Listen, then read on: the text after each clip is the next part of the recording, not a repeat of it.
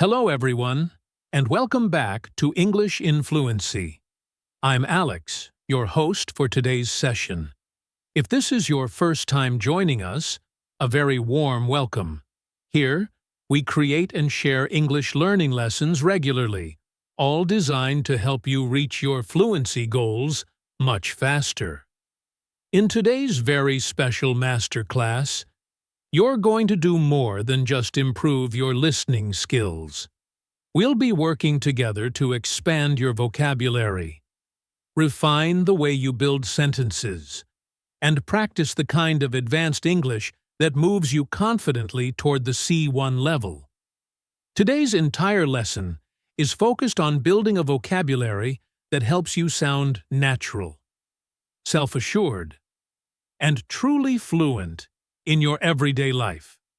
We are going to explore expressions, common phrases, and sentence patterns that advanced English speakers use automatically, often without even thinking about them.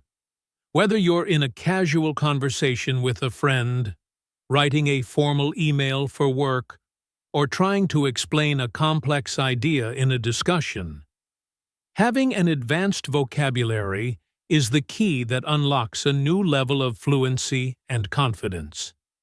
By the time we finish this session, you will not only understand how to use these advanced words and phrases in different situations, but you will also practice them with me, step by step, so they stay in your mind and become a natural part of how you speak.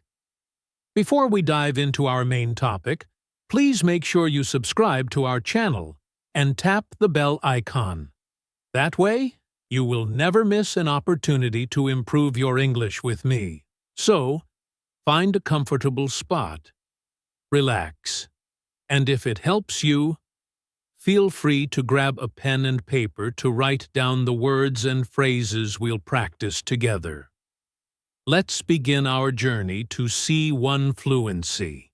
Now, when we talk about reaching the C1 level of English, it's not simply about memorizing a long list of difficult words from a dictionary. It's really about knowing how to use words naturally, in the right context, and with a sense of confidence. For instance, let's think about the difference between saying, "I am very tired," and saying, "I am completely exhausted." Both sentences mean the same thing, but the second one feels much stronger, more advanced, and far more natural when you're speaking at a higher level of English. As you listen to me today, I want you to try shadowing me. Shadowing means you repeat what I say, right after I say it, slowly and clearly. This technique is incredibly helpful because it allows you to internalize the rhythm of the language, the correct pronunciation, and the natural usage of these advanced phrases. So, let's try it together right now. First, the simple sentence. I am very tired. Now, repeat the advanced version after me. I am completely exhausted. Good. Do you feel the difference? At the C1 level, small changes just like this one can make your English sound richer and much more precise. Let's look at another example. Instead of saying the movie was very good, you could say the movie was absolutely brilliant. Or, instead of saying she is very smart, you could try saying she is remarkably intelligent. Notice how using these stronger, more specific adjectives immediately lifts your English to a higher standard. This isn't about trying to show off with big words. It's about expressing yourself with more variety, more color, and more precision. Now, let's do a short practice exercise together. Imagine you are talking to a friend about a trip you recently took. A basic sentence would be, "The place was very beautiful." But at a C1 level, you might say something like this, "The place was breathtakingly beautiful." Let's practice that. Repeat after me slowly. The place was breathtakingly beautiful. Excellent. Can you feel how that sentence now paints a much stronger and more vivid image in the listener's mind? That's what precision does. At this level, fluency also means being able to explain your thoughts and feelings in multiple ways. For example, instead of only saying, "I don't know," you could use phrases like, "I'm not entirely sure," or perhaps, "I can't say with certainty." These alternatives not only make you sound more advanced, but they also allow you to be more polite and professional in different situations. Let's do another practice round together. Repeat after me. I'm not entirely sure. Again, I can't say with certainty. Now, try to think of a situation in your daily life.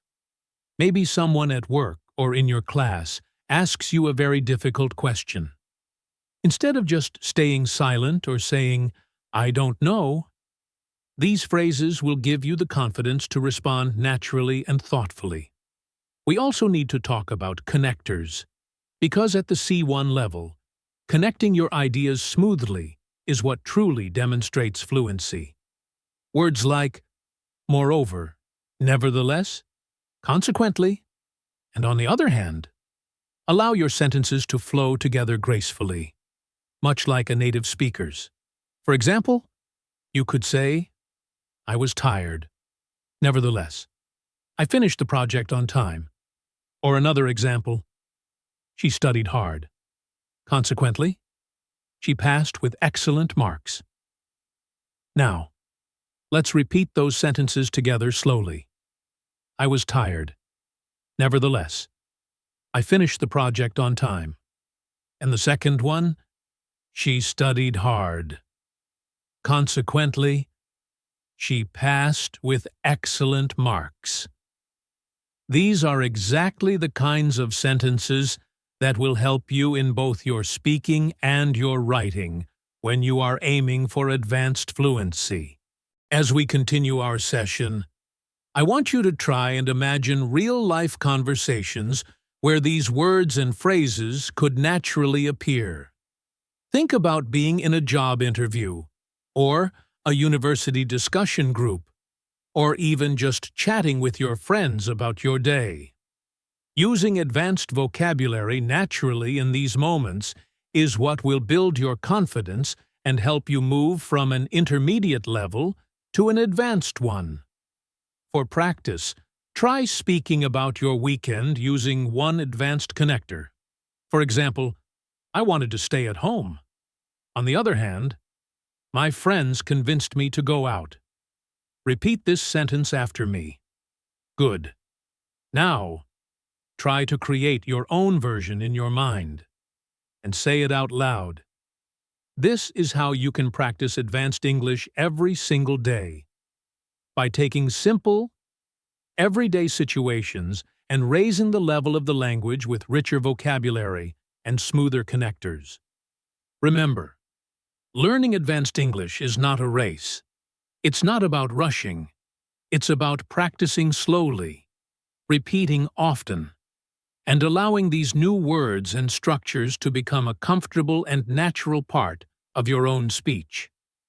That's why in this masterclass, we'll continue to go step by step, building your vocabulary, practicing pronunciation, and using examples from daily life that you can immediately apply in your own conversations.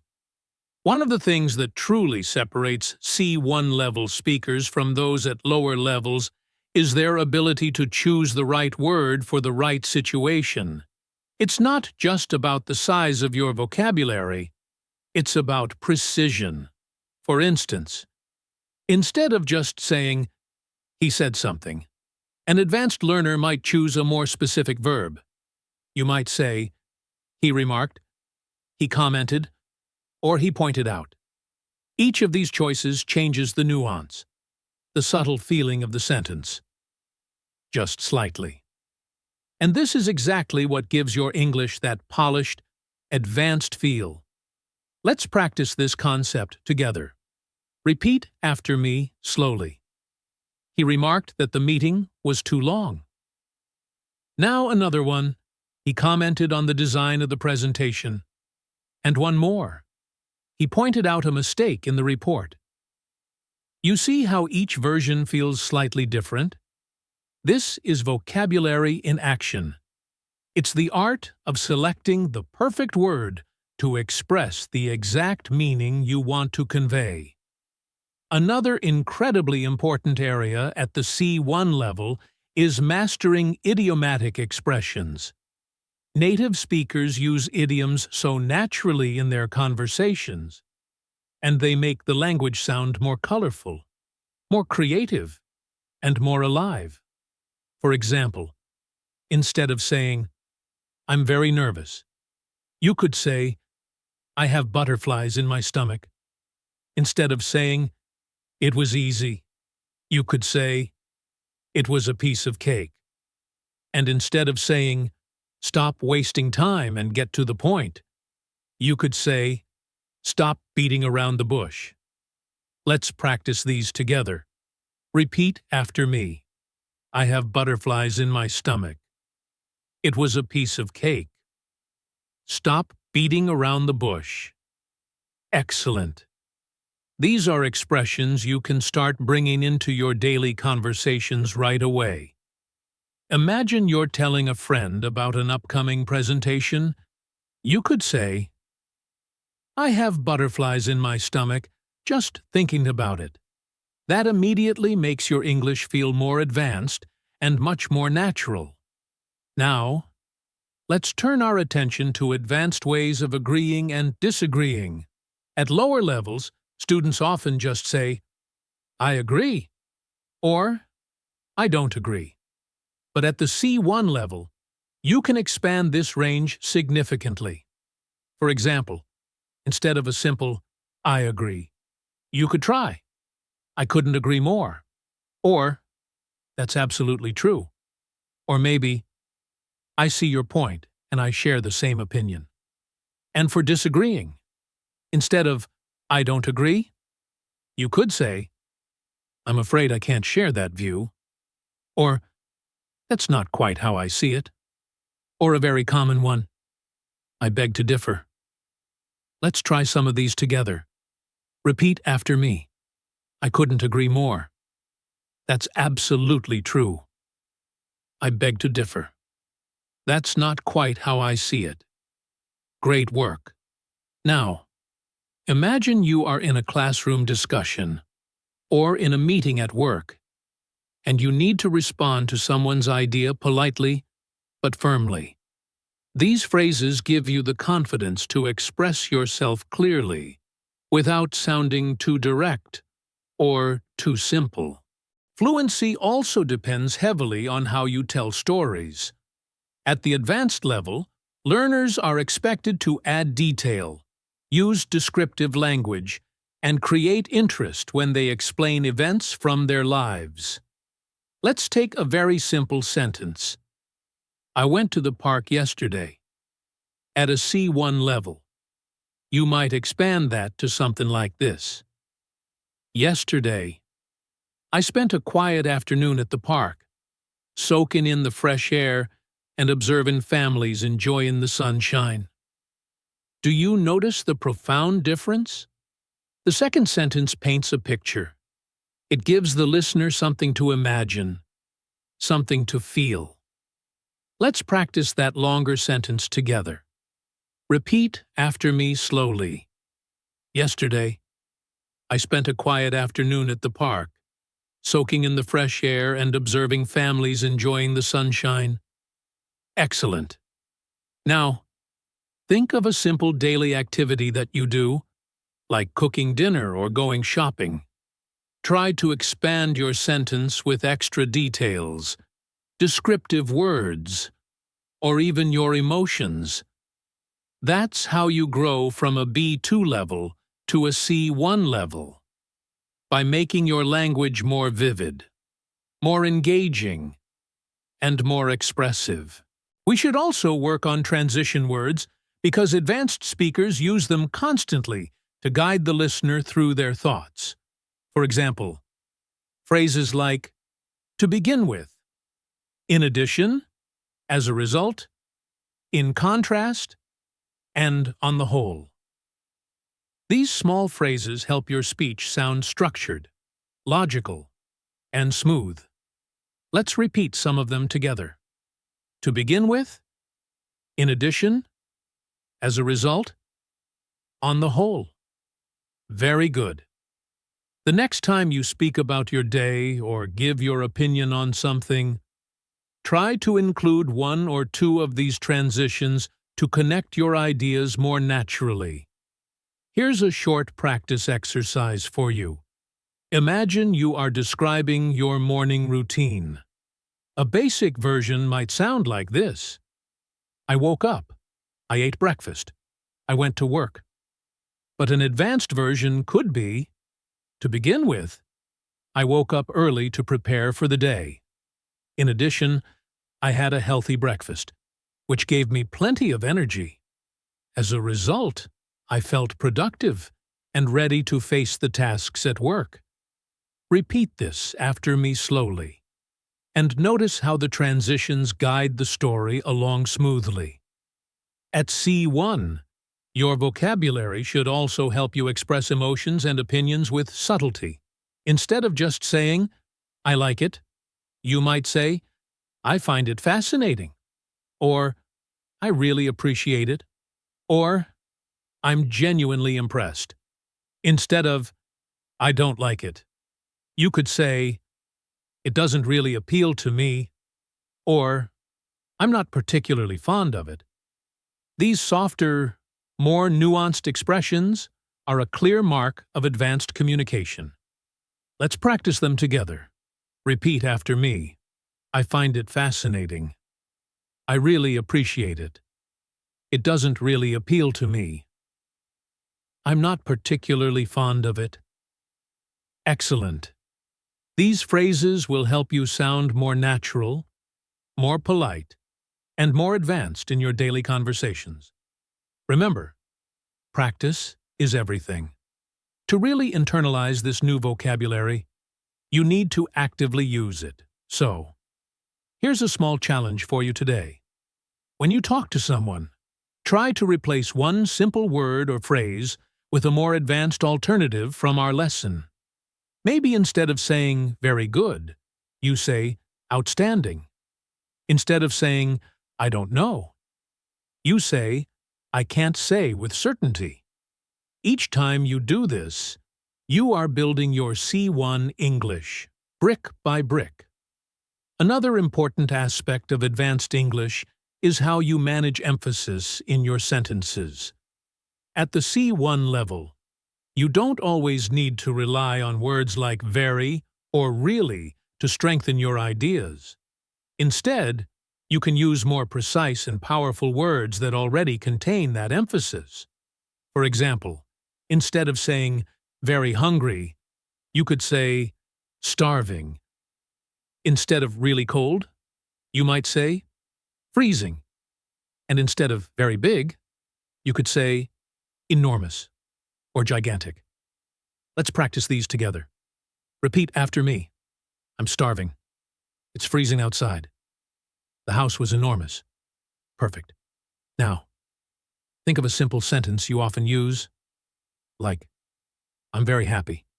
At a C1 level, you could express that same feeling by saying, I'm delighted, or I'm overjoyed, or I'm thrilled. These alternatives not only sound more natural, but they also express different shades of feeling, different degrees of happiness. Here's a small exercise for you. Imagine you're describing your weekend to a friend. Instead of saying, the concert was very good, try saying, the concert was phenomenal. Instead of saying, the restaurant was very bad, try saying, the restaurant was dreadful. By practicing like this, you'll train your brain to automatically reach for stronger, more descriptive vocabulary instead of relying on simple words. Another step toward advanced fluency is mastering collocations. Collocations are words that naturally go together in English. For example, we say, make a decision. We don't say, do a decision. We say, strong coffee, not powerful coffee. And we say, heavy rain, not big rain. These natural word partnerships are what make your English sound authentic and fluent. Let's practice some common collocations together. Repeat after me. Make progress. Catch a bus. Break the news. Keep a promise. Pay attention. Run a business. Excellent. Notice how natural and correct they feel when said together. At the C1 level, learning collocations is often even more important than memorizing individual words, because collocations show you how vocabulary actually works in daily speech. Let's build a quick practice story using some of these collocations. Listen first, and then repeat after me slowly. Yesterday, I made a decision to run a small business online. In the morning, I caught a bus into town to buy some supplies. On the way, my friend called me to break the news that she was moving abroad. I promised to keep in touch, and I paid attention to her every word. By the end of the day, I felt that I had made real progress. Excellent. That's a natural-sounding story filled with collocations that you can use in your own conversations. At the C1 level, you also need to master what is called hedging language. This means softening your statements to sound more polite, more professional, or more cautious. Instead of saying something very direct like, "This is wrong," you might say, "I'm not sure that's entirely correct." Instead of saying, "You are late," you could say, "It seems you've arrived a bit later than expected." This type of language is very common in academic settings, business meetings, and even friendly discussions, because it sounds respectful and balanced. Let's practice some hedging phrases together. Repeat after me. I'm not entirely sure. It seems that. It appears to be. From my perspective. As far as I can tell. These phrases will help you express your opinions without sounding too direct or too blunt. This is an especially useful skill in professional or international environments, where politeness can make a huge difference. Another powerful tool for advanced speakers is mastering modal verbs for speculation and deduction. For example, saying, "He must be tired," means you are very sure. Saying, "He might be tired," means it's possible. And saying, "He can't be tired," means you believe it's impossible. These little changes make your English far more flexible and nuanced. Let's practice these in the context of daily life. Repeat after me. She must be at work. The lights are on in her office. He might be busy. He hasn't answered his phone all day. That can't be true. I saw it with my own eyes. Perfect. By practicing modals in this way, you train yourself to express different levels of certainty, possibility, and impossibility, a key skill for C1 English. Now, let's expand into discourse markers. These are the small phrases we use to organize our ideas and sound natural in a conversation. For example, frankly speaking, between you and me, if I'm honest, to be fair, in my opinion. These phrases make your English sound smooth and connected, just like a native-level conversation. Let's try some together. Repeat after me. Frankly speaking, I don't think that's the best idea. Between you and me, I was a little nervous before the meeting. To be fair, the movie wasn't as bad as people said. Excellent. These little touches add personality and flow to your speech, and they are a strong signal of advanced fluency. Finally, in this section, let's bring everything together with a longer practice exercise. Imagine you're talking about a challenge you faced recently, and you want to sound advanced and confident. Repeat after me slowly. Frankly speaking, last week was exhausting. I was absolutely overwhelmed with work.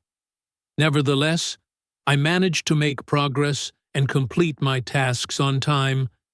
It seems that my colleagues appreciated my efforts, and I couldn't agree more that teamwork made the difference. On the whole, it was a challenging week, but I feel delighted with what we achieved. Wonderful. Notice how that short story combined strong vocabulary, connectors, collocations, and hedging language. That's exactly how you reach C1 fluency. At the C1 level, one of the most valuable skills you can develop is the ability to rephrase. Rephrasing means saying the same idea in different ways, depending on the context. This is a powerful skill because it shows incredible flexibility in your communication. For example, if someone asks you, "Do you understand?" At a basic level, you might simply say, "Yes, I understand." But at C1, you have more options. You could say, "Yes, I follow your point." Or, "Yes, I get what you mean." Or perhaps in a more formal setting, "Yes, that makes sense to me." Each option expresses agreement, but each has a slightly different tone: formal, casual, or neutral. This skill makes your English sound alive and highly adaptable. Let's practice these together. Repeat after me slowly. I follow your point. I get what you mean. That makes sense to me. Good. Now, imagine a friend is explaining how to use a new app on your phone. Instead of just saying, "I understand," over and over, try using one of these alternatives. This flexibility is what makes you sound like an advanced speaker. Another dimension of C1 fluency is sophistication in expressing opinions. At lower levels, learners often say, "I think," again and again. But at C1, you can expand this with a variety of phrases such as, "In my view," "From my perspective," "As far as I'm concerned," "If you ask me," and "The way I see it." These alternatives not only make your English sound richer, but they also help you avoid repetition, which is a clear mark of advanced communication. Let's do this together. Repeat after me. In my view, this approach is more effective. From my perspective, we should try something different. As far as I'm concerned, learning English daily is the best strategy. If you ask me, the book was better than the movie. The way I see it, practice leads to progress. Excellent. You now have 5 new ways to express your opinion without always falling back on "I think." We also need to focus on advanced time expressions, because these often challenge learners. Instead of only saying "yesterday" or "last week," you can use phrases such as "the other day," "in the meantime," "at the end of the day," or "in the long run." These expressions are extremely common among native speakers, and they give your speech a more authentic and natural rhythm. Let's practice. Repeat after me. I met her the other day. In the meantime, I'll keep working on this project. At the end of the day, we all want to be happy. In the long run, practice always pays off. Perfect. Try to use one of these expressions the next time you tell a story about your daily life. At the C1 level, your fluency also depends on mastering the subtle difference between formal and informal registers. In a casual conversation with a friend, you might say, "Can you help me out?" But in a professional meeting with your boss, you would instead say, "Would you be able to assist me with this?" Both sentences mean the same thing, but the second one is more formal and polite. Being able to shift between these registers shows advanced control of the English language. Let's practice this skill together. First, the informal. Repeat after me. Can you help me out? Now, the formal. Repeat after me. Would you be able to assist me with this? Great. Now, imagine two different scenarios in your mind. One with a close friend and one with your boss. Which phrase would you use in each case? This awareness of context is what makes your English sound sophisticated and appropriate. Another crucial area at C1 is building your range with phrasal verbs and their more formal equivalents. For example, instead of the phrasal verb put off, you might use the formal verb postpone. Instead of come up with, you might use devise. Instead of give up, you could use surrender. And instead of find out, you might say discover. Phrasal verbs are very common in spoken, informal English, while their single-word equivalents are often used in academic or professional settings. A C1 learner can move comfortably between both. Let's try it now. Repeat after me. We had to put off the meeting. We had to postpone the meeting. She came up with a new idea. She devised a new idea. He gave up the fight. He surrendered the fight. Did you find out the answer?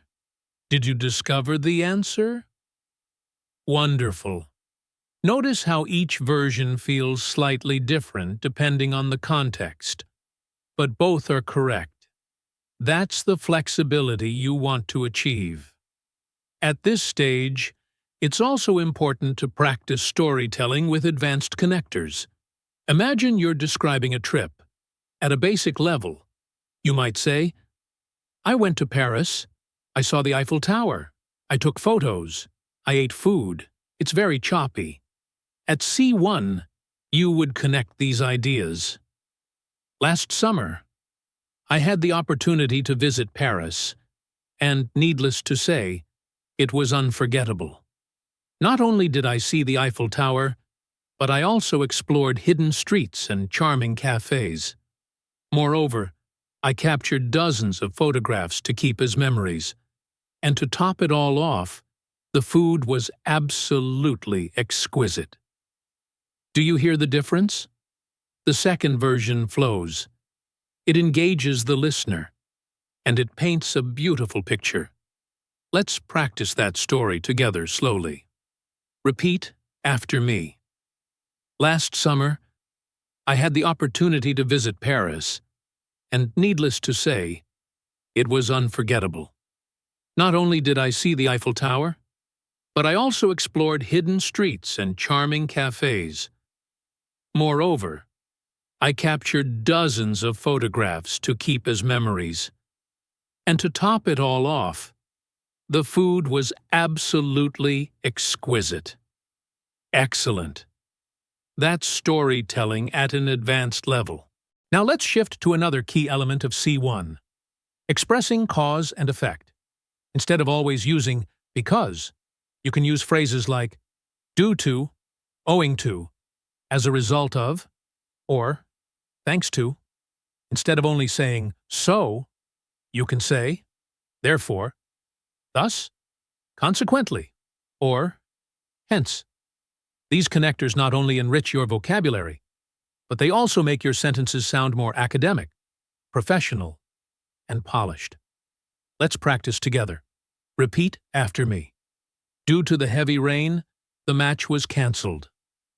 Owing to his dedication, he succeeded in his exams. As a result of the delay, the meeting was postponed. Thanks to her support, I felt more confident. Now, with the so alternatives, the team worked hard. Therefore, they achieved success. The evidence was clear. Thus, the case was closed. She didn't study.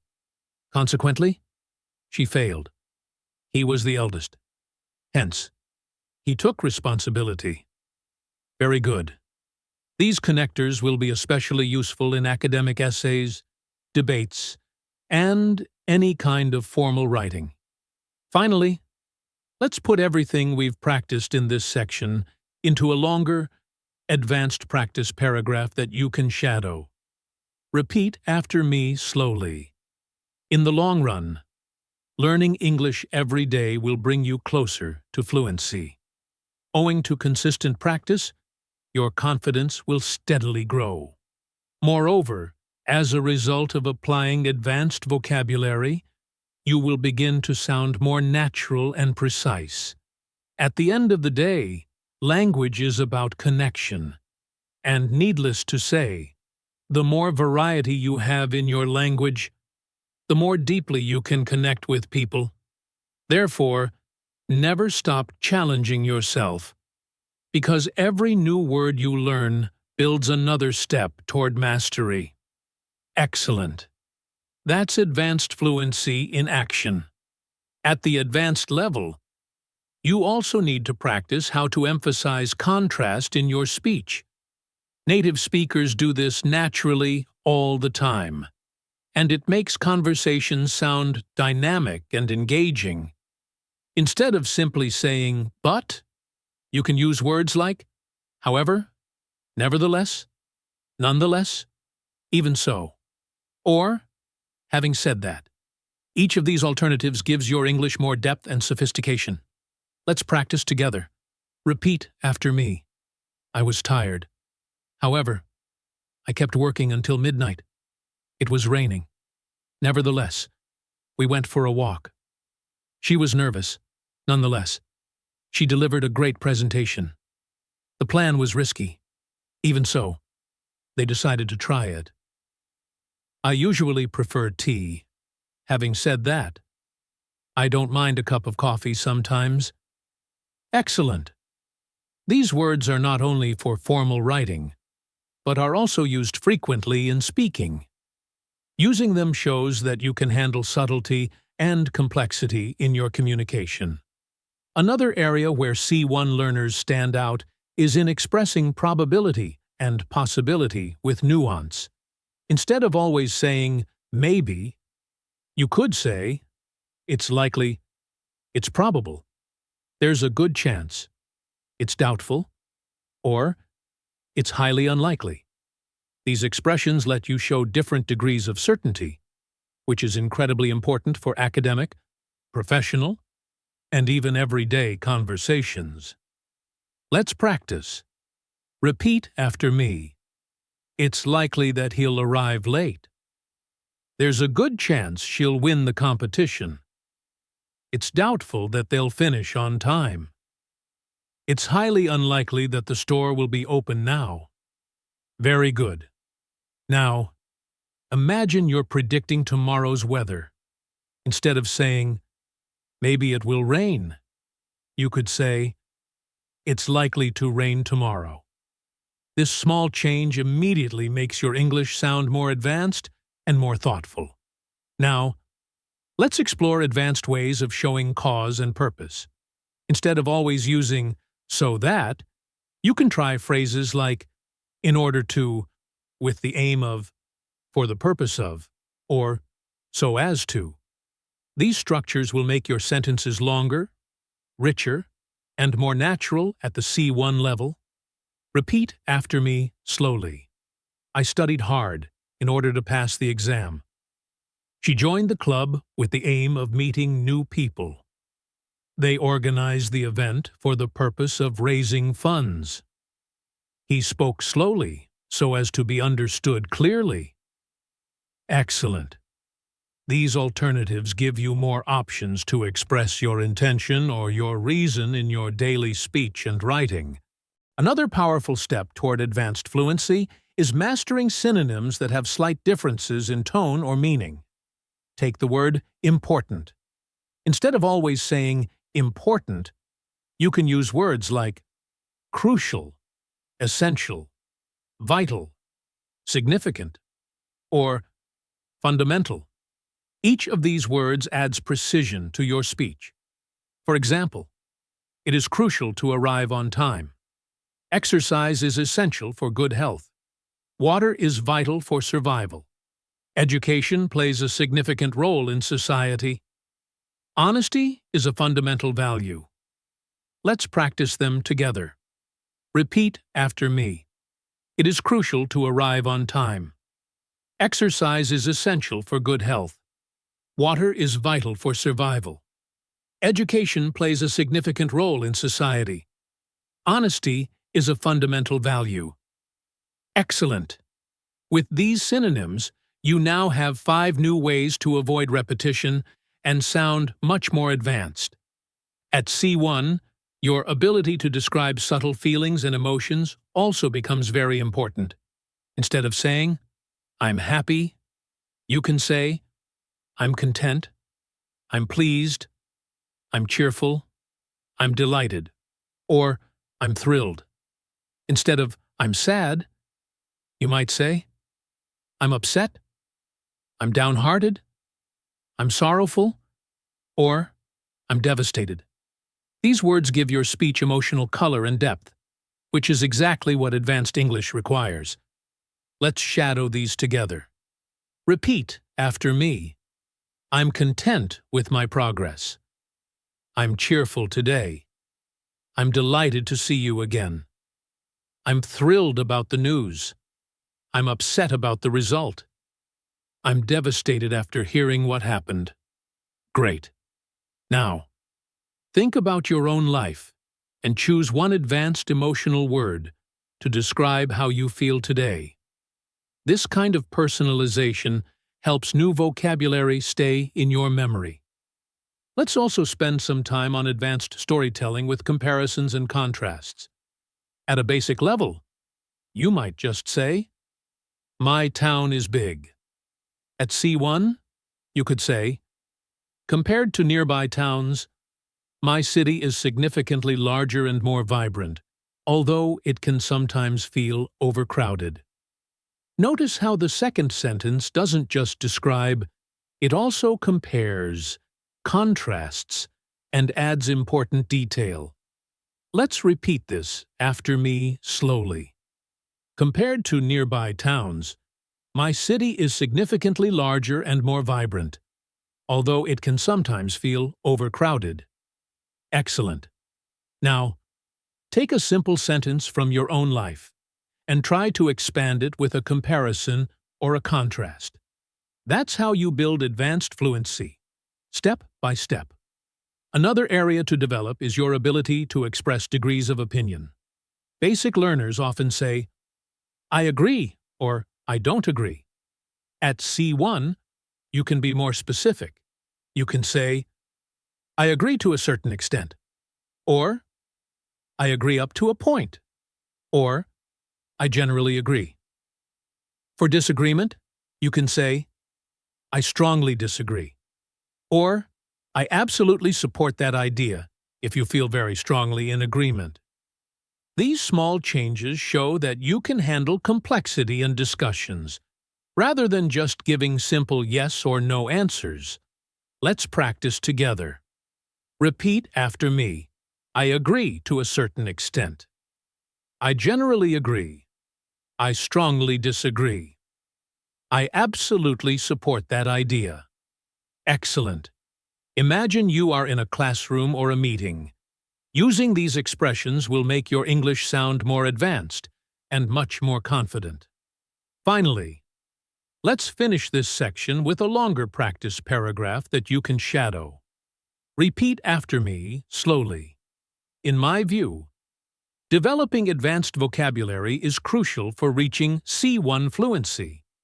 Compared to beginners, advanced learners are able to express subtle emotions, complex opinions, and detailed stories. Nevertheless, this doesn't happen overnight. It requires constant practice and repetition. As far as I'm concerned, the best way to achieve this level is by using new words daily in order to make them part of your natural speech. At the end of the day, fluency is not just about accuracy, it's about flexibility and confidence. Wonderful! This is exactly how your English will grow stronger, day by day. At the C1 level, one of the biggest differences you'll notice is the ability to sound persuasive. Persuasive language is not only useful for debates or arguments, but also in daily life when you want to convince someone, make a suggestion, or share your point of view with strength. Instead of just saying, "I think this is good," you could say, "There are several reasons why this approach is effective." Or, "The evidence strongly suggests that this method works better." These expressions show confidence, structure, and logical thinking. Let's practice some persuasive phrases together. Repeat after me. There are several reasons why this approach is effective. The evidence strongly suggests that this method works better. It's clear that the benefits outweigh the disadvantages. I firmly believe that consistent practice leads to fluency. Great. Imagine yourself in a meeting, or even a casual discussion with friends. These expressions give strength to your ideas without sounding too forceful. Another area that shows advanced fluency is the ability to speculate about the past, present, or future. Instead of giving only direct statements, you can use advanced modal verbs like might have, could have, should have, or would have. For example, he might have forgotten to call. They could have arrived earlier. I should have prepared better. She would have helped if she had known. These forms allow you to express possibilities, regrets, and imagined scenarios, which is a hallmark of advanced communication. Let's practice this carefully. Repeat after me. He might have forgotten to call. They could have arrived earlier. I should have prepared better. She would have helped if she had known. Excellent. Now, think of one situation from your past and try describing it with one of these advanced modal forms. This kind of reflection strengthens your ability to use complex grammar naturally at the C1 level. Another skill that sets advanced learners apart is paraphrasing. Imagine you're in an exam or a conversation and you need to explain the same idea in a different way. At C1, you can do this smoothly without repeating yourself. For example, instead of saying, "It's very important to practice," you could say, "Practice plays a vital role," or "Regular practice is essential," or "Consistent practice is the key to progress." Each sentence communicates the same core idea, but with different structures and vocabulary. Let's shadow these together. Repeat after me slowly. Practice plays a vital role. Regular practice is essential. Consistent practice is the key to progress. Excellent. This flexibility is one of the strongest signs that you are approaching C1 fluency. Now let's move to the art of using emphasis through inversion. Inversion is when you change the normal word order for emphasis, and it is very common in advanced English.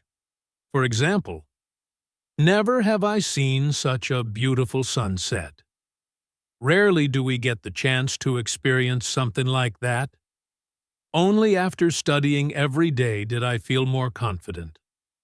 These structures sound very natural at higher levels and make your speech much more powerful.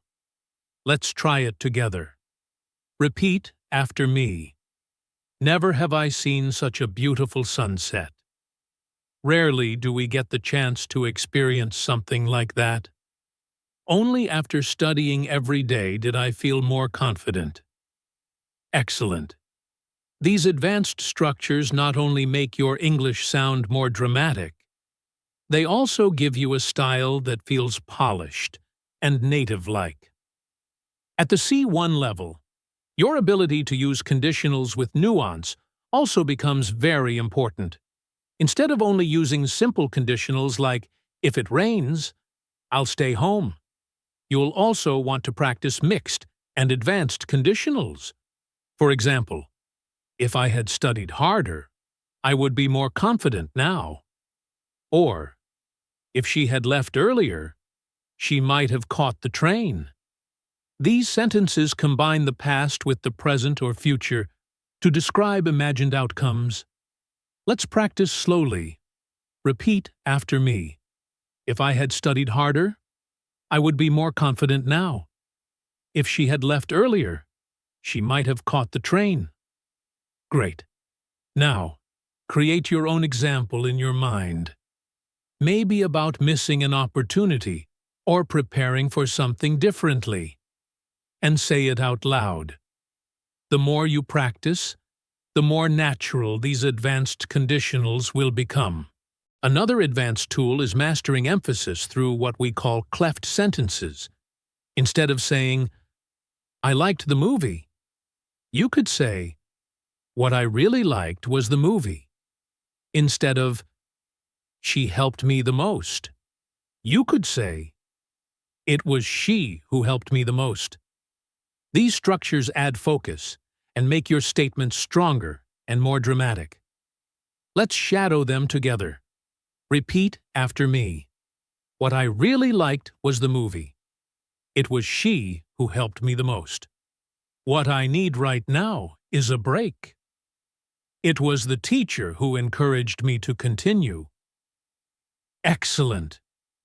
Notice how these sentences highlight specific parts of the message. That's the kind of flexibility advanced learners need.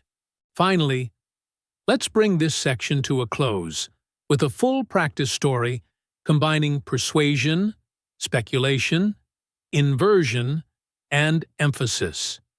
Repeat after me slowly.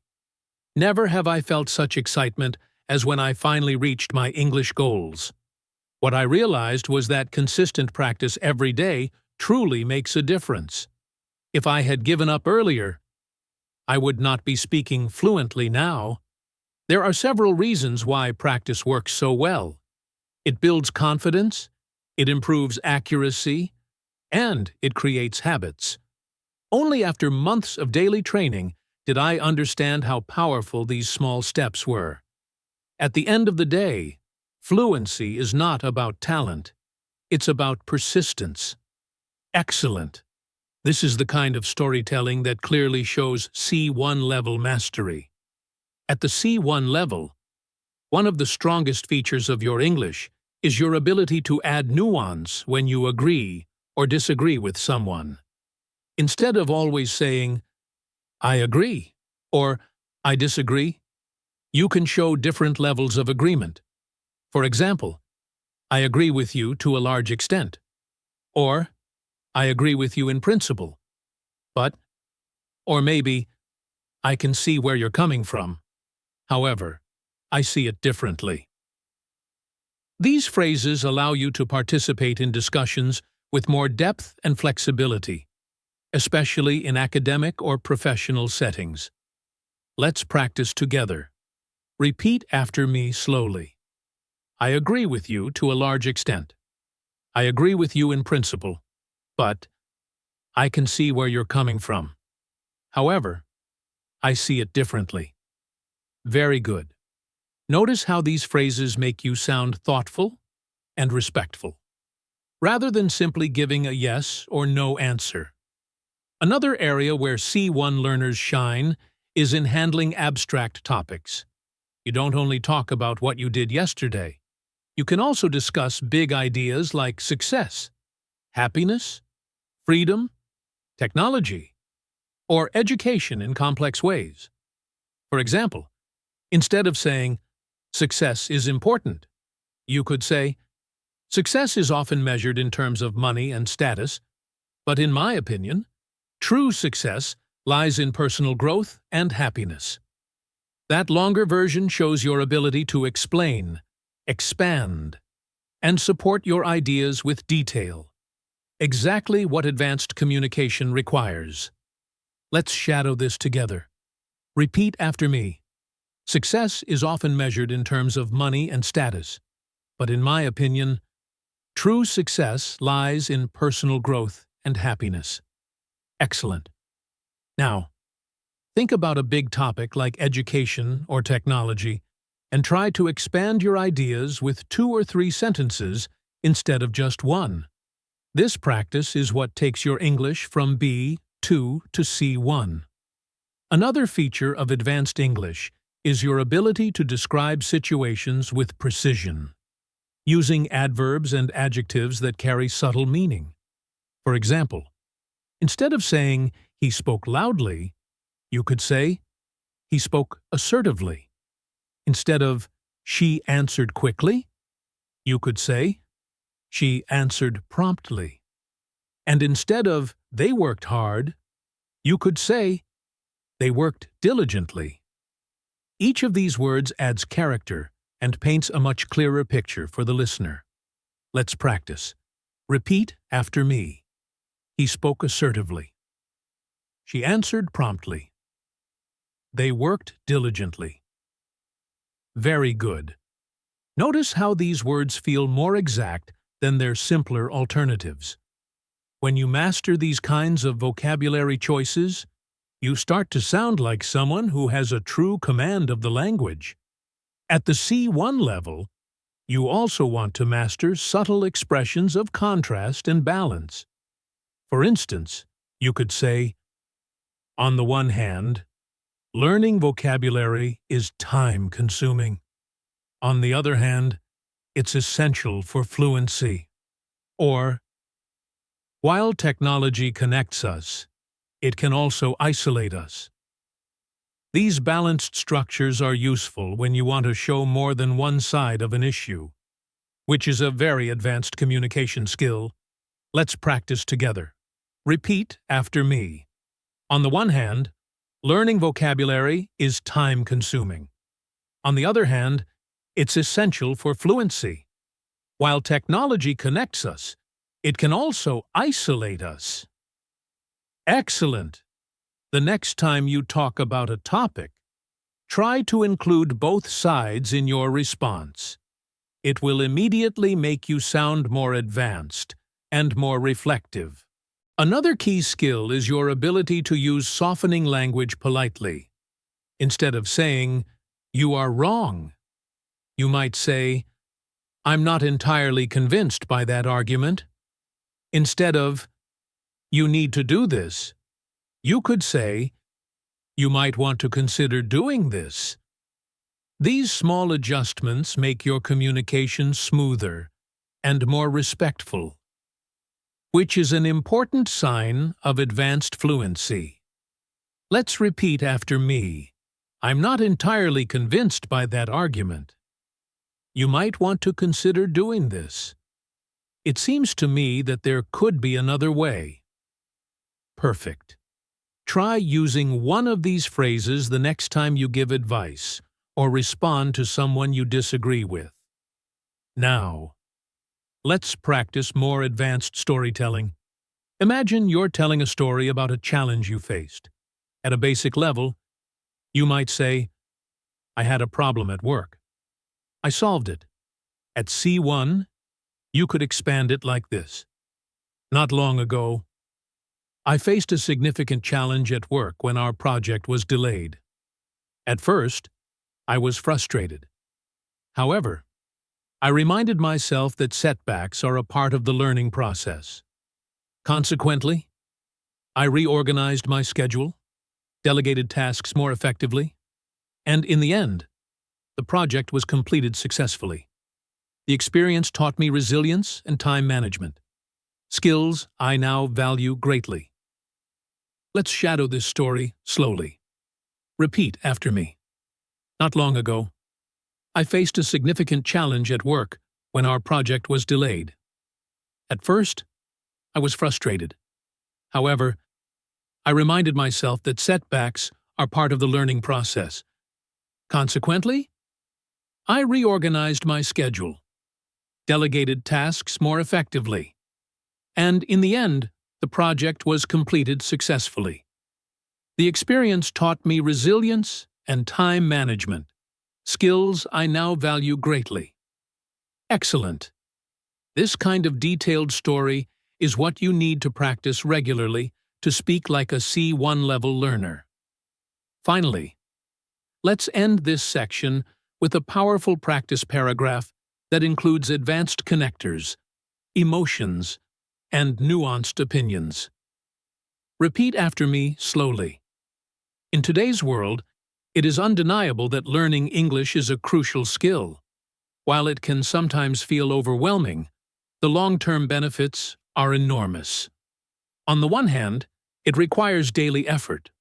On the other hand, it opens doors to education, career, and international friendships. From my perspective, it's not only about vocabulary or grammar, but about the confidence to express who you truly are.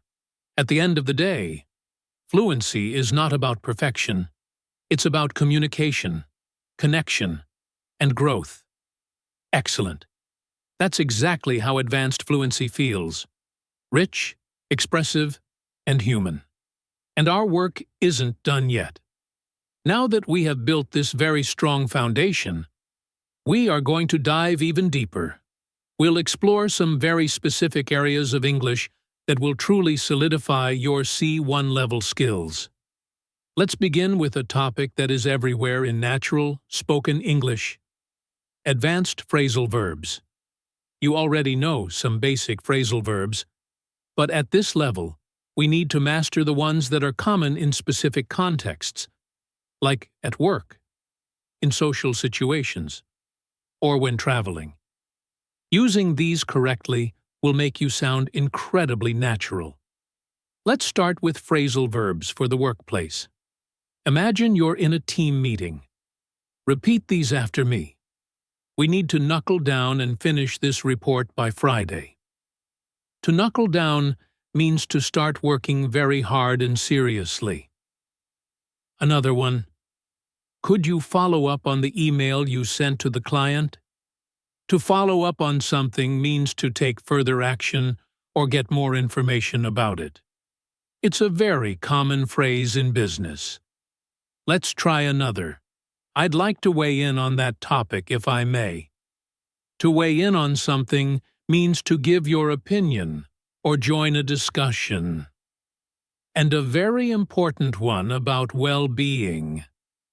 Many people burn out if they work too much without taking breaks. To burn out means to become extremely tired or sick from working too hard over a long period. Now, let's put them into a short story about a work project. Listen carefully, and then we will repeat it together. Last quarter, our team had a huge project with a tight deadline. We really had to knuckle down to get everything done. My manager asked me to follow up on our progress with the design department every day. During one meeting, our senior director decided to weigh in on our strategy, which was very helpful. We all worked so hard that by the end, I was worried some of my colleagues might burn out, so we made sure to celebrate our success with a long weekend off.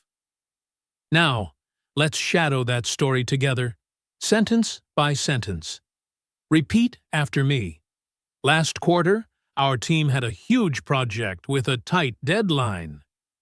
We really had to knuckle down to get everything done.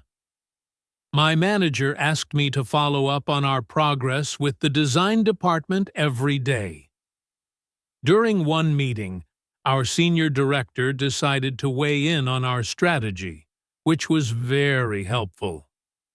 We all worked so hard that by the end, I was worried some of my colleagues might burn out, So we made sure to celebrate our success with a long weekend off. Fantastic!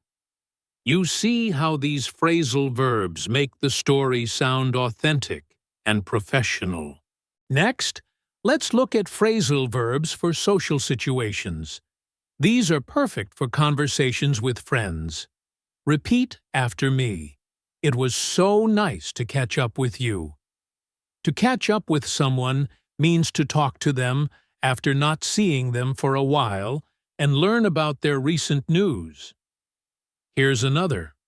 I happened to run into my old teacher at the supermarket. To run into someone means to meet them by chance, unexpectedly. This one is a bit sad, but common. Sometimes friends drift apart after they finish school. To drift apart means to slowly become less close or friendly with someone over time. And a positive one. I'm glad he felt comfortable enough to open up to me about his problems. To open up to someone means to share your personal feelings and secrets with them.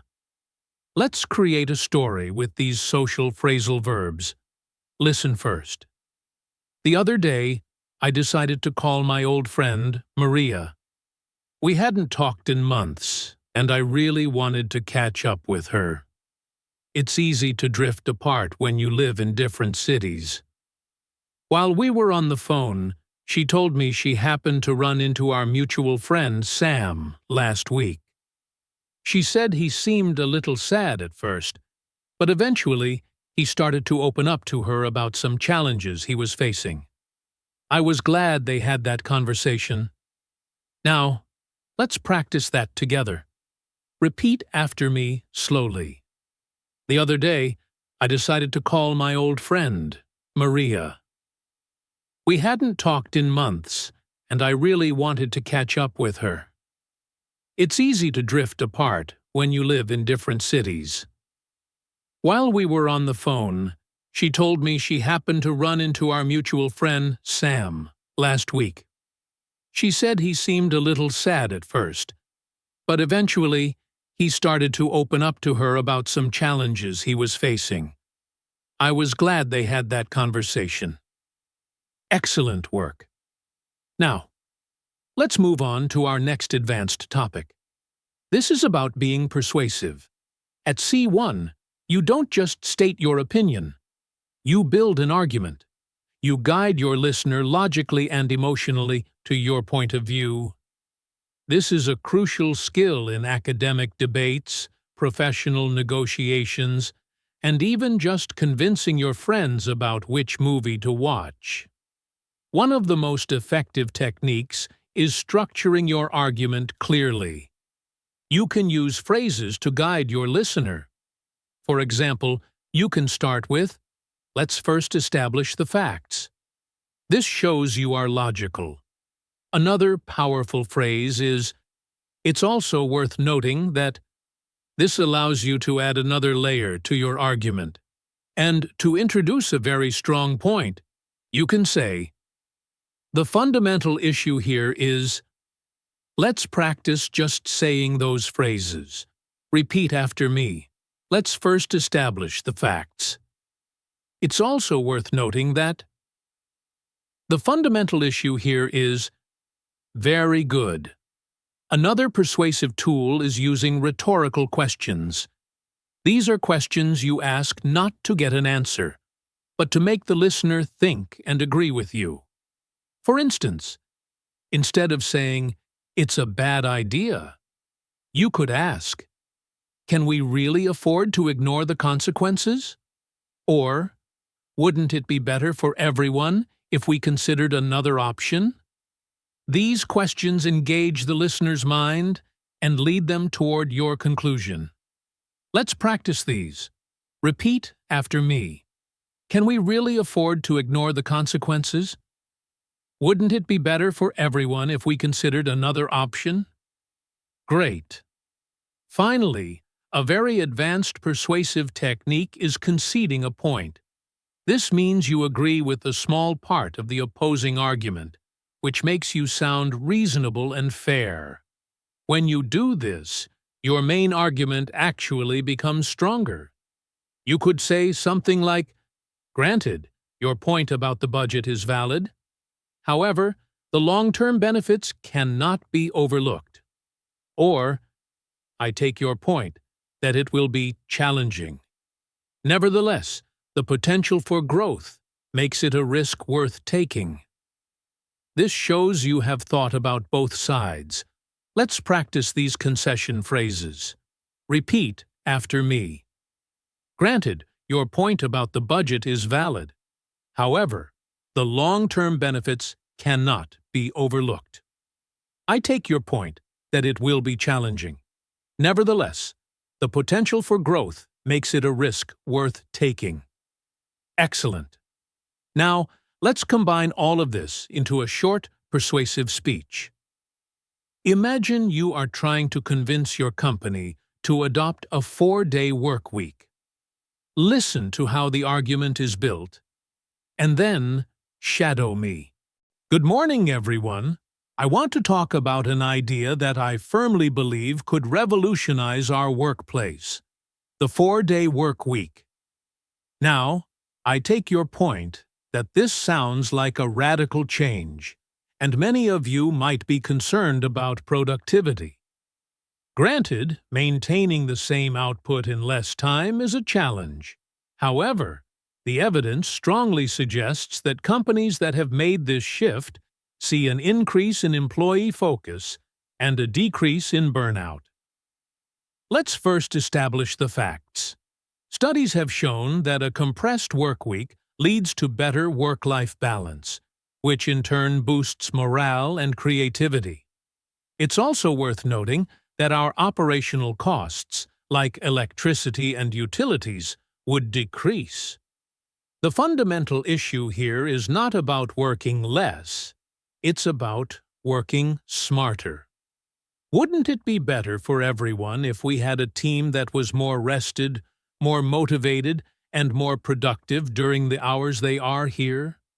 Can we really afford to ignore the potential benefits to both our company's culture and its bottom line? I believe it's a future worth exploring. That was a long one. Let's practice it together now, part by part. I'll pause after each sentence. Repeat after me. Good morning, everyone. I want to talk about an idea that I firmly believe could revolutionize our workplace: the 4-day work week. Now, I take your point that this sounds like a radical change, and many of you might be concerned about productivity. Granted, maintaining the same output in less time is a challenge. However, the evidence strongly suggests that companies that have made this shift see an increase in employee focus and a decrease in burnout. Let's first establish the facts. Studies have shown that a compressed work week leads to better work-life balance, which in turn boosts morale and creativity. It's also worth noting that our operational costs, like electricity and utilities, would decrease. The fundamental issue here is not about working less, it's about working smarter. Wouldn't it be better for everyone if we had a team that was more rested, more motivated, and more productive during the hours they are here? Can we really afford to ignore the potential benefits to both our company's culture and its bottom line? I believe it's a future worth exploring. Wonderful job. That is how you build a convincing C1 level argument. For our final new section today, we are going to elevate our storytelling. We've already talked about using descriptive language. Now, let's talk about creating atmosphere and suspense. This is about making your listener feel something: curiosity, excitement, or even a little bit of tension. One way to do this is by using rich sensory details to set the scene. Don't just say what happened. Describe the environment. For example, instead of "I walked into the old library," you could say, "The moment I stepped into the library, The scent of old paper and leather filled the air. A thick silence hung over the room, broken only by the soft creak of the floorboards beneath my feet. Can you feel the difference? That description creates an atmosphere. Let's practice it. Repeat after me. The moment I stepped into the library, the scent of old paper and leather filled the air. A thick silence hung over the room, broken only by the soft creak of the floorboards beneath my feet. Excellent. Another technique for building suspense is to vary your sentence length. Long sentences can build a scene, but short, sharp sentences create tension. And you can use adverbs to control the pace. For instance, he walked toward the closed door. Slowly, cautiously. He reached for the handle. It was cold. He turned it. The short sentences make the listener hold their breath. Let's practice that rhythm. Repeat after me. He walked toward the closed door. Slowly, cautiously. He reached for the handle. It was cold. He turned it. Perfect. Now, let's weave these techniques into a complete story. This will be our longest shadowing exercise yet. The goal is to not just say the words, but to try and convey the feeling of the story, the atmosphere, the suspense. I'll tell the whole story first, so you can just listen and imagine it. It was a Tuesday afternoon, a day of relentless, drizzling rain. I had decided to get away from the noise of the city and was exploring a small, forgotten bookstore on a quiet side street. The air inside was cool and smelled of dust and time. I was running my fingers along the spines of old books when one, in particular, caught my eye. It was a dark blue book with no title. Curiosity got the better of me. I pulled it from the shelf. It was heavier than it looked. As I opened it, a folded piece of yellowed paper slipped out and fell to the floor. Softly, I picked it up. The paper was brittle, and I unfolded it with extreme care. Inside was a handwritten note. The ink was faded, but the words were still clear. It said, "I'm sorry I had to leave. My secret is safe with the clockmaker." Just then, the old grandfather clock in the corner of the shop, which I hadn't even noticed before, began to chime. The sound was deafening in the otherwise silent room. My heart began to pound in my chest. The shop owner, an old man with glasses perched on his nose, looked up at me from behind his counter. His eyes seemed to hold a question. I quickly folded the note and slipped it into my pocket, my mind racing. Who wrote this note? And what was the clockmaker's secret? The quiet afternoon had suddenly become something else entirely. Now, let's practice this story together. We will do it in small chunks. I want you to focus on the pacing and the atmosphere. Repeat after me. It was a Tuesday afternoon, a day of relentless, drizzling rain. I had decided to get away from the noise of the city and was exploring a small, forgotten bookstore on a quiet side street. The air inside was cool and smelled of dust and time. I was running my fingers along the spines of old books when one, in particular, caught my eye. It was a dark blue book with no title. Curiosity got the better of me. I pulled it from the shelf. It was heavier than it looked. As I opened it, a folded piece of yellowed paper slipped out and fell to the floor. Softly, I picked it up. The paper was brittle, and I unfolded it with extreme care. Inside was a handwritten note. The ink was faded, but the words were still clear. It said, "I'm sorry I had to leave. My secret is safe with the clockmaker." Just then, the old grandfather clock in the corner of the shop which I hadn't even noticed before, began to chime. The sound was deafening in the otherwise silent room. My heart began to pound in my chest. The shop owner, an old man with glasses perched on his nose, looked up at me from behind his counter. His eyes seemed to hold a question. I quickly folded the note and slipped it into my pocket, my mind racing. Who wrote this note? And what was the clockmaker's secret? The quiet afternoon had suddenly become something else entirely. Absolutely fantastic work today. We have covered an immense amount of material. By working on these very advanced skills, context-specific phrasal verbs, persuasive argumentation, and atmospheric storytelling, you are moving beyond just speaking English correctly. You are learning to speak it beautifully, powerfully, and with true artistry. This is the heart of C1 fluency. As we conclude this extended masterclass, I want you to remember that everything we practiced is a tool. Your job now is to use these tools. Try to use one new phrasal verb this week.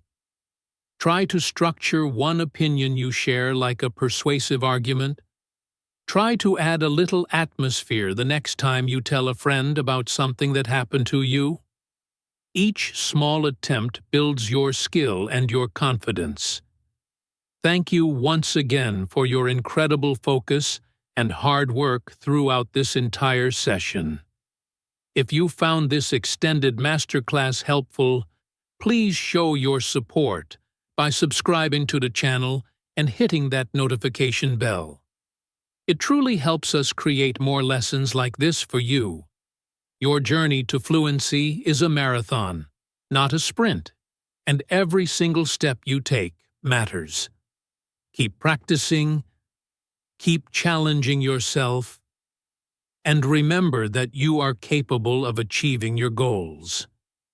Take care, stay motivated, and I will see you in our next lesson here at English in Fluency.